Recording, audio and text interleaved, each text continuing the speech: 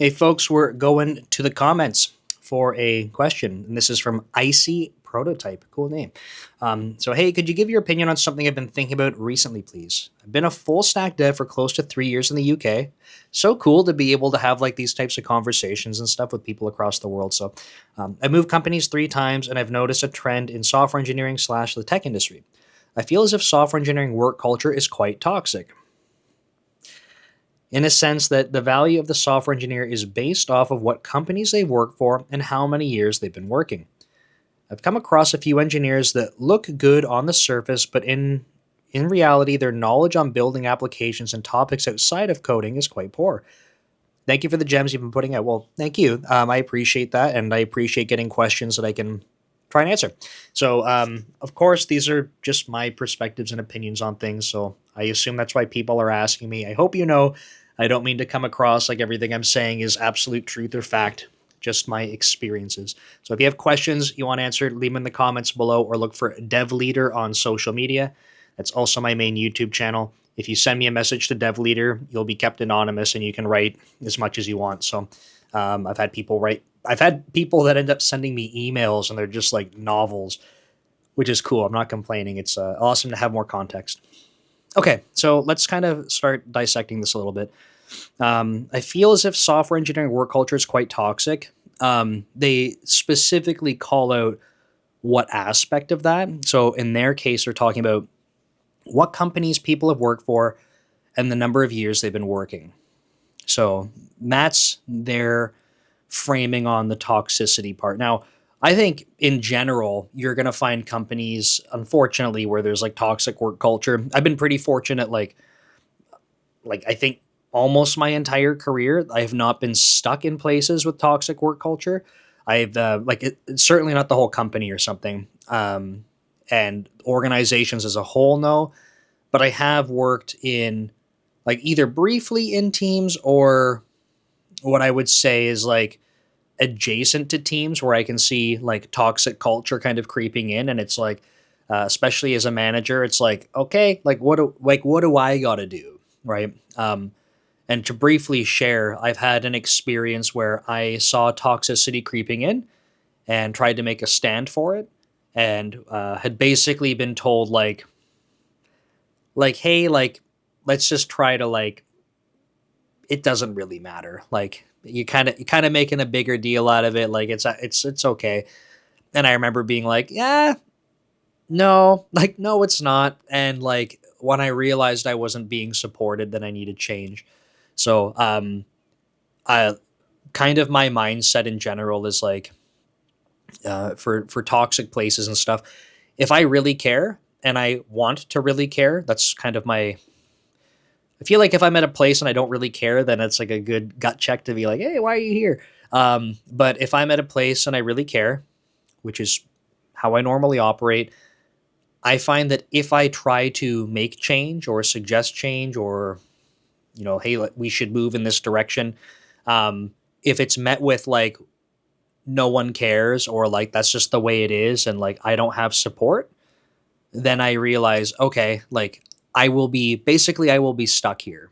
If I don't do something, it's not going to change because I don't have support to make it change.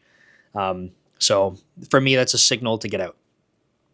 Now, that's been my experience and like some examples of like some toxicity stuff. Like, I don't know if you call that toxicity.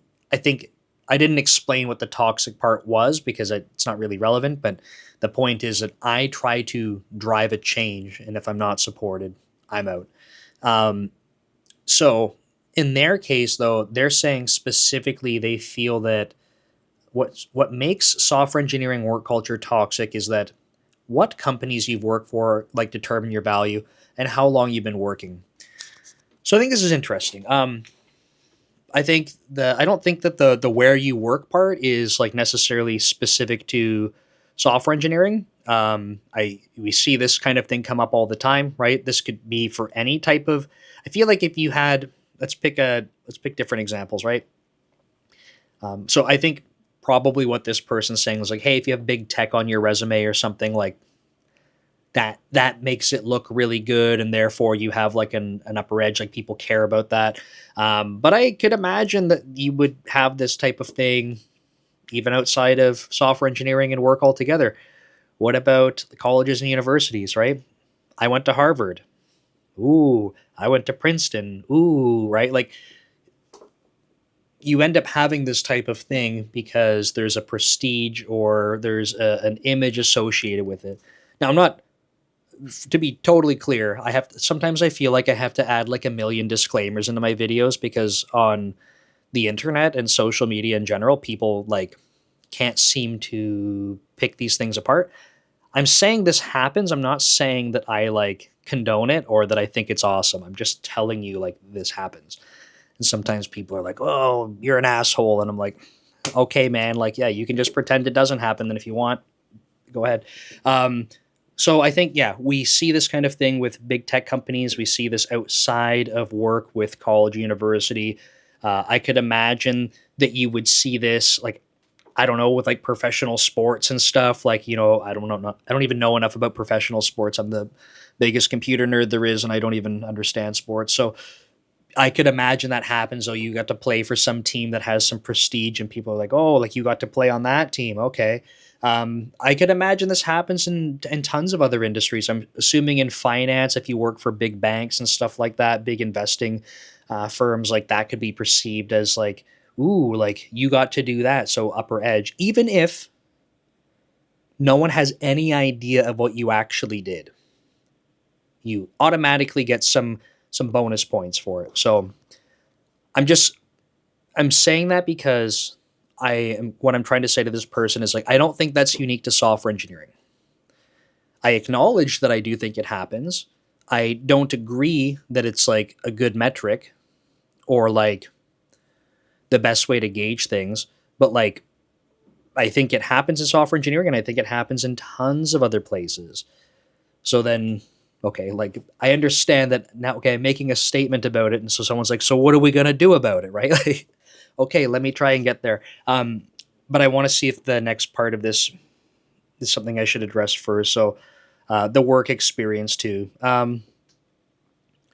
Let me talk about the places first, and I'll give you my guess as to why I think this type of thing happens in general. And it's my perspective. I think on even outside of like software engineering. So the reason I think that people end up doing this thing where they associate some type of prestige or higher bar with a name is because they assume that because there is what's the word I want? This is the hardest part when you don't edit videos and you're like, oh, like there's this word on the tip of my tongue and I can't remember it. By the way, that happens to me like all the time. So exclusivity, I think, is maybe the word I want, where there's some exclusivity to a company or to um, to a school or something like that. Like to get into Harvard is like not easy, right? I understand when we're talking about schools and stuff. You could say, yeah, people are paying like backdoor cash and getting into places, making deals. I'm not. We're not talking about that. I'm just saying there's this aspect of exclusivity, right? Not everyone gets to do it. So I think we end up associating this exclusivity with like there must be a higher bar. I'm not saying it's true. Disclaimer, I'm not saying it's true. But I'm saying I think that we often make that association. And as a result, okay, if these places had a high bar and this person was able to do that, therefore they passed the higher bar test, whatever that happens to be, right? So I don't think it's a good metric. Um, so you might say, okay, let's take the Harvard thing. And I don't know enough about schools like Harvard and Princeton, all this to. I know people have. There's probably like documentaries and stuff on this kind of thing. So I don't know anything about it, but you could have situations where it's like, hey, Harvard, your marks have to be incredible. It's prestigious, like it's very exclusive. But if you were top of the top academic, you could get into Harvard. But then someone's like, yeah, or like there's this backdoor deal where you pay like millions of dollars to get in because your family's rich and therefore you got into Harvard. So like, that person wasn't even intelligent and they got to go to Harvard. So yeah, then our proxy that we're trying to look at, this measurement, right? Like, hey, they got into this prestigious thing that's exclusive, so the bar was set really high. That's a proxy for being very high quality. Like all of a sudden is like just completely circumvented. So I don't think it's a good measure, but I think that's why it happens. Like we end up making this association with the higher bar being set. So that's part one. And then on the how many years they've been working. Again, I think that this is another thing where we make up. It's a proxy for, uh, I don't know, for quality. It's a. I think we use it as a proxy for quality experience, and that obviously isn't true, right? Like you could be 10 years into your career and doing the absolute minimum, like worst. I don't know. I shouldn't say the worst, but like absolute minimum, low quality code, but just enough to get by. You happen to keep getting like, I don't know, put on. This might be like touchy for people. I'm just trying to give an example. Sorry. You keep getting put on pips, and you keep, switching companies and stuff. But you've been in your career for 10 years now, and you, as a software developer, maybe are not a good software developer, but you're 10 years in. So someone's like, hey, this person's worked for 10 years. That tenure, 10 years, tenure. Okay. Let me pick something different. That time in career, that's less confusing. That time in career is a good proxy for quality experience, but like it's not. It just isn't, right? But I think that it's, could I make the argument? I try to always think about different angles to these things, even if I don't agree with it. Like, could we make an argument that that there is a correlation, not a causation, but is there a general correlation that if you've been in the industry for a long time, that odds are you've encountered more things, built up actual real work experience that's valuable, worked through difficult situations, challenging tech migrations, like live site issues. You've just had more of these like real experiences built up. Could we make an argument that there is a correlation between having a higher likelihood of encountering more of those things? And I think the answer is probably yes. Like, again, I don't have stats on this stuff. And I'm not saying causation for the people that are ready to start freaking out in the comments. I'm not saying just because you work longer, that's what happens. I'm just saying that I think one could make an argument that it's statistically more likely that you would have such experiences. So I do think that that's what happens. Now, I think what this person's saying is like they're observing that we seem to be over indexing on those things. And I don't disagree with that. I think that's probably uh, anecdotally, like I feel like that's true. And like, why does that happen? I think especially right now, like there's so much saturation with people applying to jobs, right? I don't have data in front of me to say how many open jobs and what types of open jobs, by the way, because I think that matters too. I don't have stats on this, but I have this feeling that based on what I see from social media and stuff online, I have a feeling there are a ton of people that are entering software development that don't actually have many years of experience. And I'm not saying like work experience, I mean like before they're landing jobs. They've done boot camps that are 4 to 6 months. They've built a few projects on the side, and the technology they're using is similar to other people kind of going through the same thing.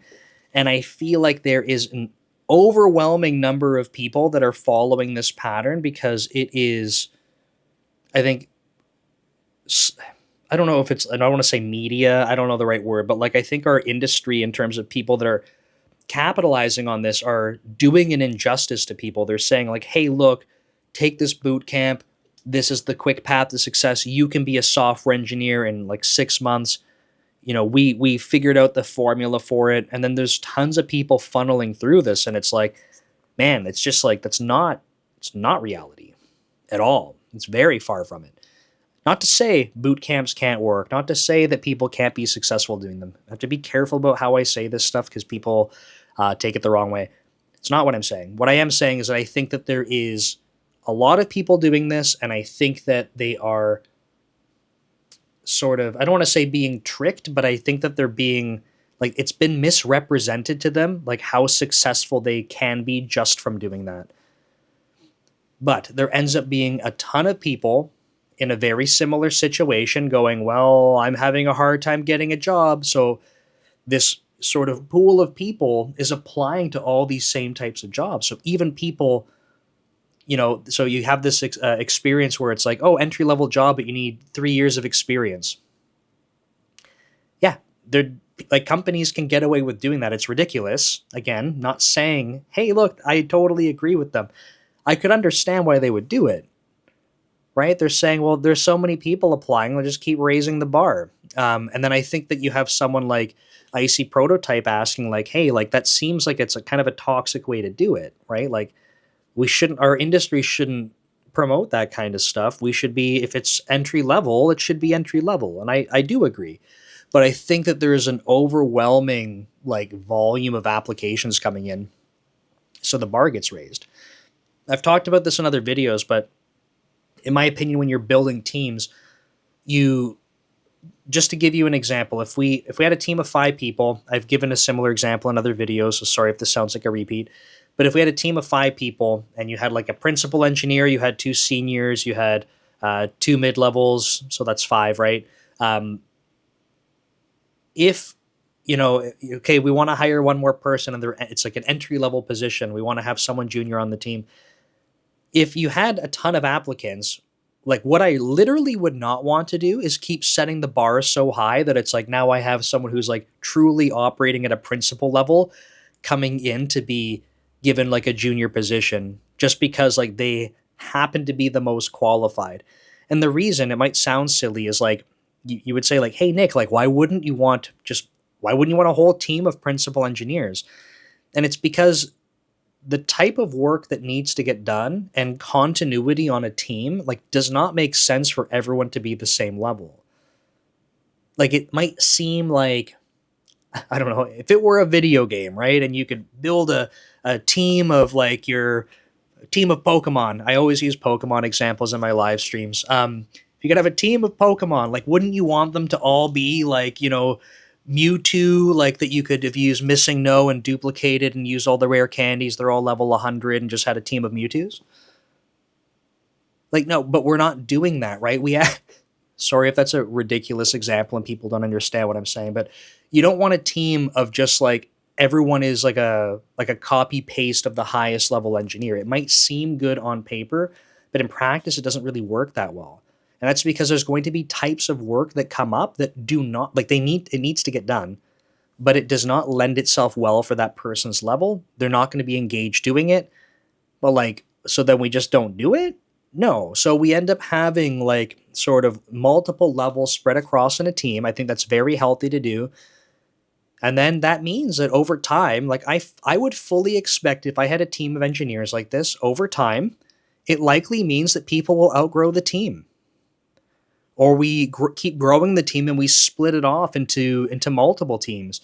And then those, the people that are at that really high level, if they're interested, maybe they end up wanting to do management. Maybe they want to become an architect. Maybe they become like the tech lead of that team. Like there are growth paths, and splitting things up, I think, is an option.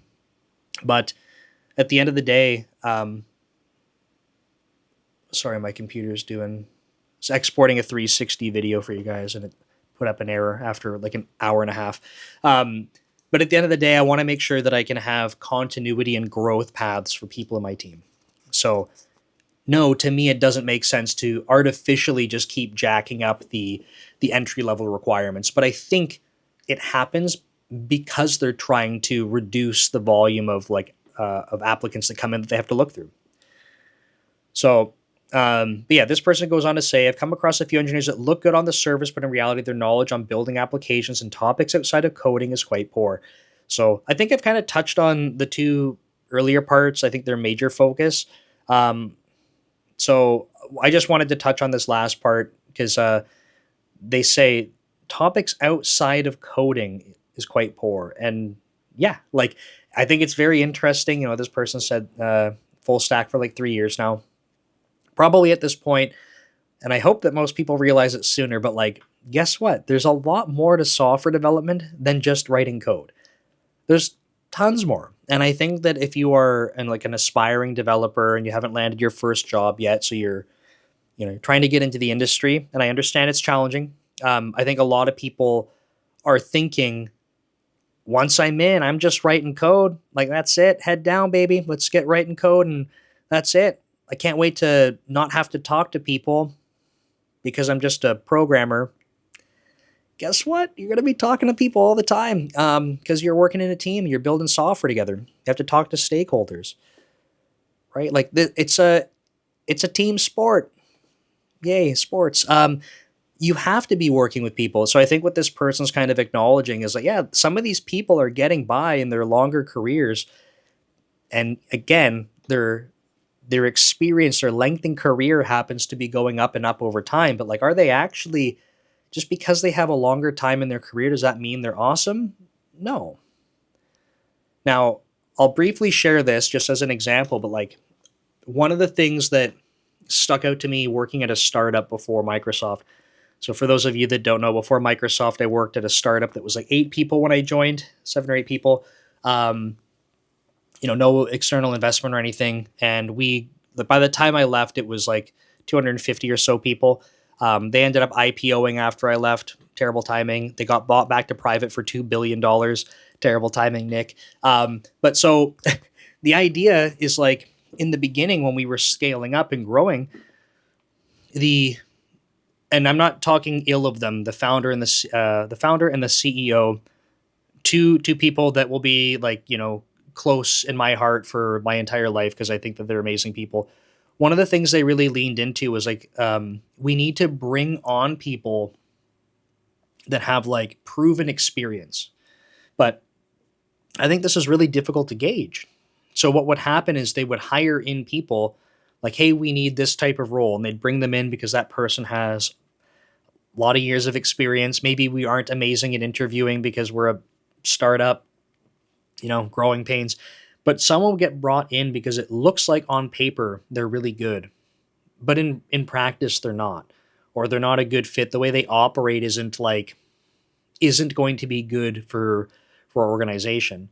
And I'm just sharing this because I think that was another example of seeing like, hey, on paper, given all this experience, given these companies they've worked at, they must be good, right?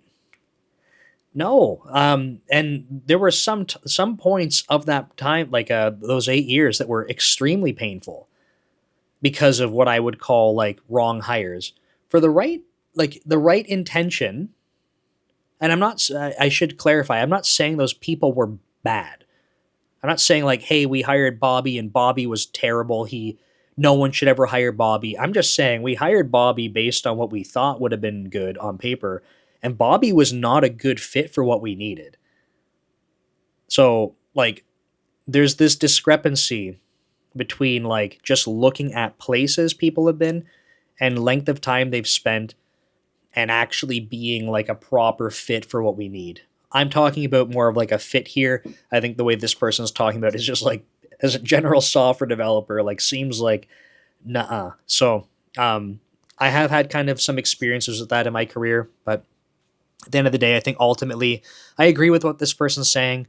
I guess I don't know. I don't see that necessarily as like toxic isn't the word that would come to mind for me. I'm not debating the word use. It's just like, I think about those things when I think about workplace toxicity. It's more about like, I don't know, things like not having a safe place to fail. So like no psychological safety, not supporting each other, that kind of stuff. So I kind of just look at toxicity a different way, but I do agree. I think that there's a lot of emphasis put on where you've worked, and I don't necessarily agree that carries more weight, or should carry more weight. And I do agree that number of years does not mean as much as probably people give it credit for. So that's my perspective. Hope that helps. I don't think it was necessarily like answering a question versus just offering perspective. So that's how I think about things. Hope you thought that was helpful. If you have questions you want answered, leave them in the comments or look for Dev Leader on social media. Send me a message. Happy to try and answer. I'll see you next time. Take care.